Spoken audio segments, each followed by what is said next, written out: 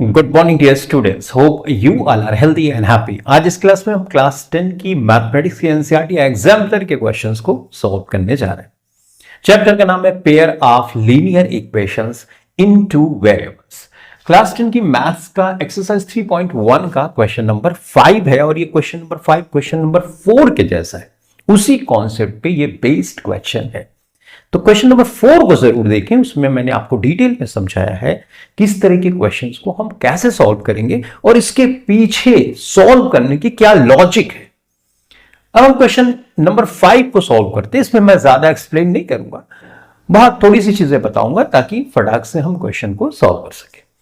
The pair of equations x is equal to a and y is equal to b।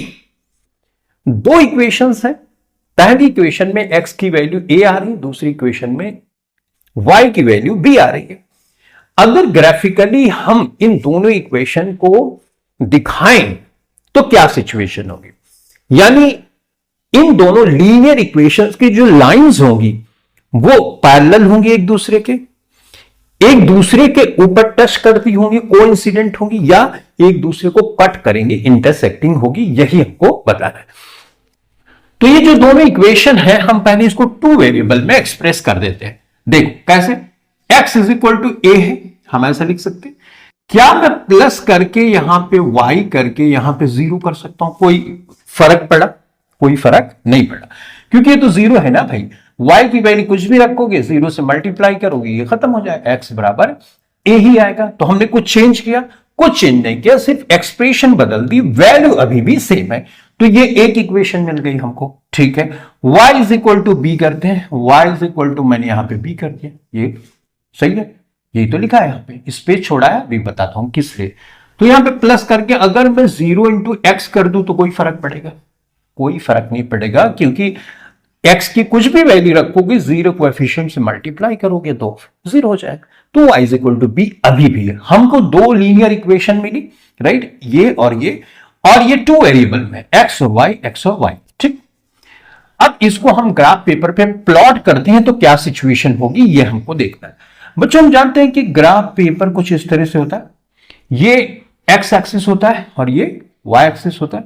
ये positive x axis, ये positive x axis, ये negative x axis, ये negative y axis होता है, correct. ये origin होता है जिसका कोऑर्डिनेट 0,0 होता है। सबसे पहले इस सिचुएशन को देखते हैं, x is equal to a, x is equal to a positive में, तो लेट्स से a कुछ यहां पे पड़ता है, यहां से यहां तक की जो डिस्टेंस है a है, तो यहां पे x is equal to a हो गया, राइट।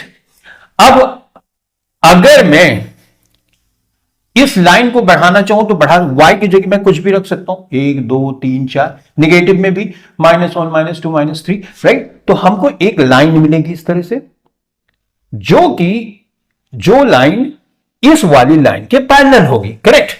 तो इस वाली इक्वेशन को हमने दिखा दिया कि इस तरह से हमको लाइन मिल रही है, डन।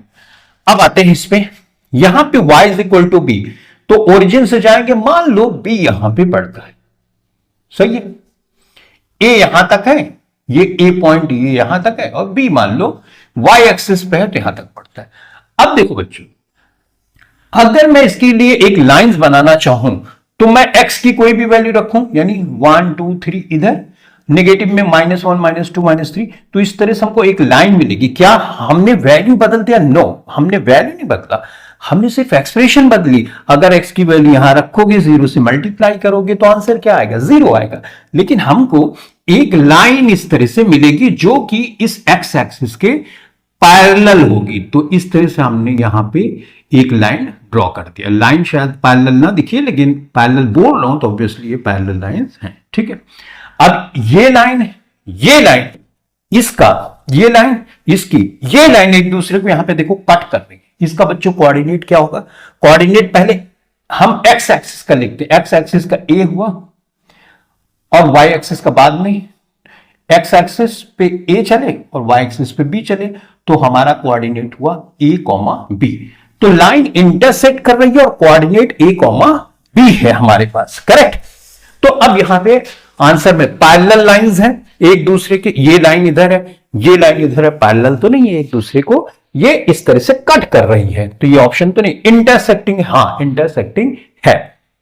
बी कॉमा ए, कोऑर्डिनेट यहां गलत लिखा है, पहले y का लिख दिया है फिर a का लिखा, y का लिखा है फिर x का लिखा है, हमको हमेशा x का पहले लिखना होता है और y का बाद में लिखना होता है। यहां पे आप गलती कर सकते हो।